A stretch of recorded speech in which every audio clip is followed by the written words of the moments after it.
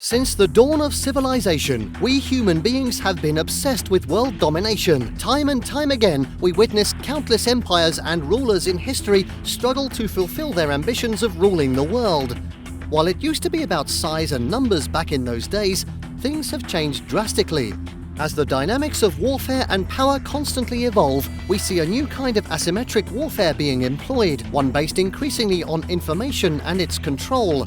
One of the best examples for all of this is how a tiny Israel's Pegasus spyware could help it control the world. How exactly? Let's find out. Since its inception as a country, Israel has been facing challenges regarding its security on multiple fronts.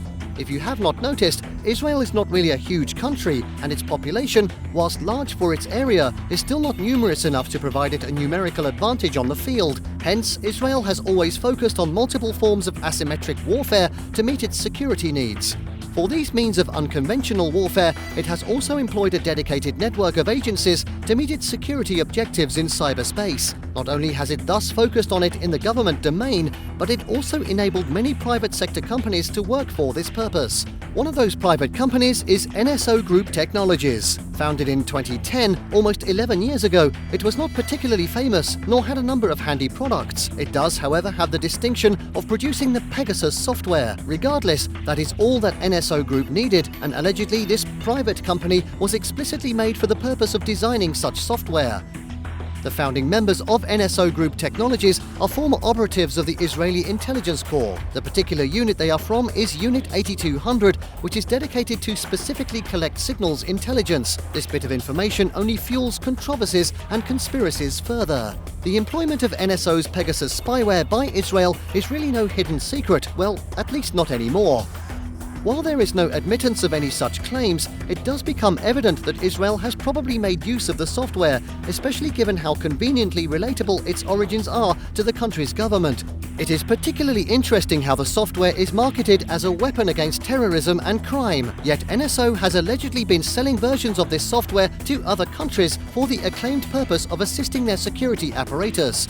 When it comes to Israel's actual level of employment, though, the internal dynamics are uncertain. Israel is at the forefront of managing the distribution and the operational degrees of the software within these sales. How does it work? Well, it takes advantage of one extremely simple yet excessively important aspect of our lives in the 21st century: our mobile phones. In this rapid age of digitization and mobility, smartphones are supposedly the backbone of our modern societies. Almost every adult, especially in the Western Hemisphere, owns a smartphone. Whether it is Android or iOS, it really does not matter. While you may argue that there are different security levels for each, everything you do will be remembered by your phone at the end of the day, whether it is an email, a text, or simply just a snap that you sent to your friend. Now, why would any of that matter to governments? We will get into it, so keep on watching.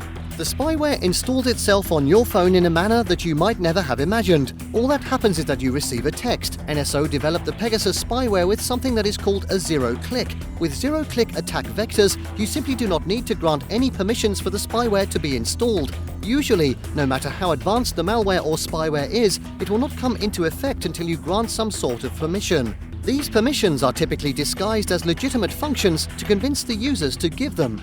Some advanced spyware may come into action when you click on it to open and see what it is, with a simple open option between the disguise for permissions. Anyway, with Pegasus, you do not need to do any of that. As soon as your phone receives the message, the spyware installs itself and starts working. It can gather information from your memory that includes your gallery and call logs, texts and emails, accounts and passwords. It can also carry out real-time surveillance by turning on your camera without you even noticing, turning on your microphone to record all the conversations happening in your room, as well as accessing your GPS and enabling it to transmit your live location. It can even record what is on your screen to see what you have saved on your home screen. The most dangerous part is that it can be activated and give out your information whilst you might never even realize it. Such a weapon might seem like a threat to personal liberties and the general idea of democracy. It is equally popular with authoritarian regimes. Clearly, it might be raising some bells right now. But the magnanimity of the dangers this spyware poses can be seen through the series of global triggers that it put off.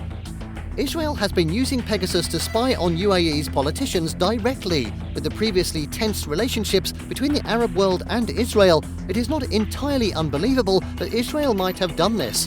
However, with the changing dynamics of Israel's politics in the region, closer relationships with the Gulf states seem to be arising. NSO has dedicated teams in the Gulf region that work with client states. Allegedly, UAE has been using the Pegasus spyware provided by Israel to keep a check on divergent segments within its population, as well as treat elements within the Dubai royal family. The country most in need of this among the Gulf states was the Kingdom of Saudi Arabia. As part of the Pegasus project, an investigative journalism initiative to uncover the Pegasus spyware, it was alleged that Saudi Arabia had also procured the spyware to be used for security purposes.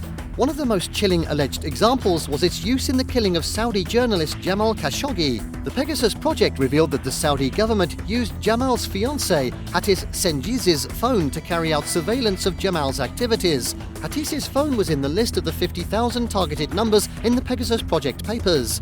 This infiltration is thought to have helped the hitmen plan their move in a way that would keep the entire operation as clean and discreet as possible.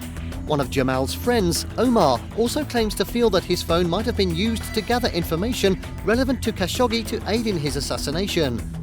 Perhaps the most dangerous aspect is the infiltration of phones owned by heads of state, such as French President Emmanuel Macron. The Pegasus project claimed that Morocco has employed the spyware to be used on Macron's phone, as well as that of his cabinet ministers. This has recently sparked outrage on every concerned party's end. NSO Group and Israel have confirmed that the spyware was not used on Macron. Similarly, Morocco has also denied the accusation and has threatened the publication with legal action.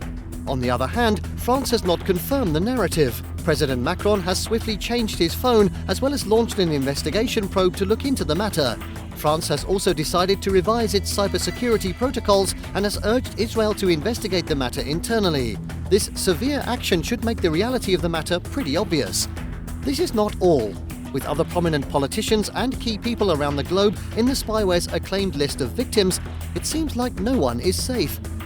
There is absolutely no denying the existence and functional capabilities of Pegasus. Such a powerful weapon holds numerous strategic advantages for whoever controls it.